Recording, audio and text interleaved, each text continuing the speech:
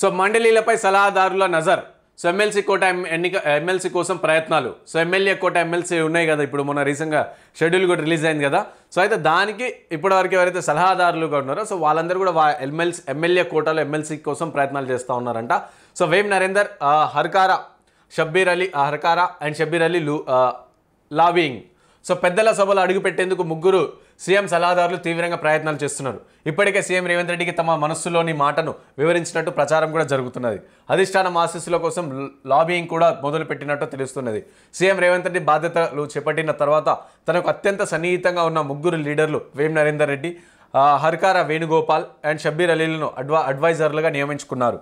ఈ ముగ్గురు ఇప్పుడు ఎమ్మెల్సీ పదవులకు దక్కించుకునేందుకు లాబింగ్ కూడా చేస్తున్నట్టు తెలిసింది. తాజాగా అసెంబ్లీ కోటాలో 5 ఎమ్మెల్సీ ఎన్నికలకు ఈసీ నోటిఫికేషన్ వేసింది. సో ఈ నోటిఫికేషన్ జారీ చేసిన విషయం తెలిసింది. ఇక అసెంబ్లీలోని ఎమ్మెల్యేల సంఖ్యాబలం ప్రకారం 4 స్థానాల్లో గెలిచే శక్తి కాంగ్రెస్కు ఉంది. అందులో ఒకటి మజ్లిస్ ఇస్తారనే టాక్ కూడా ఉంది. సో ఈ విధంగా 5 చేసారు కదా. సో అందులో ఒకటి మజ్లిస్ కంటే ముస్లింకి సంబంధించి సామాజిక వర్గం కూడా ఇస్తారు. అయితే మెయిన్గా వేం నరేందర్ రెడ్డి కావచ్చు, వేణుగోపాల్ కావచ్చు, లేకుంటే షబ్బీర్ అలీ కావచ్చు, వీళ్ళందరూ కూడా అంటే ప్రధానంగా సీఎం సలహాదారులుగా ఉన్నారు కదా. సో అయితే వాళ్ళకి ఎమ్మెల్సీ కావాలని చెప్పేసి వాళ్ళకి ఎమ్మెల్యే కోటాలో ఎమ్మెల్సీలుగా మాకు పంపాలి అని చెప్పేసి కూడా వాళ్ళు లూబింగ్ కూడా చేస్తున్నట్టు తెలుస్తుంది. టీడీపీ నుంచి సీఎం వెంటనే వేం నరేందర్ రెడ్డి.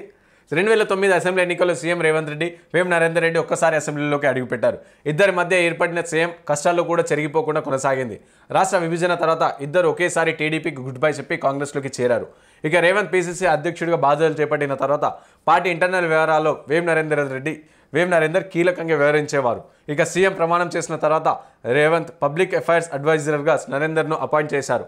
అటు పాలన, ఇటు రాజకీయ అంశాలకు సీఎంకు నరేందర్ ఎప్పటికప్పుడు సమాచారం అందిస్తున్నారని టాక్ కూడా ఉంది. ఇక సీఎంను కలిసేందుకు కుదరకపోతే మంత్రులు, ఎమ్మెల్యేలు వేం నరేందర్ కలిసి అన్ని విషయాలు వివరిస్తుంటారు.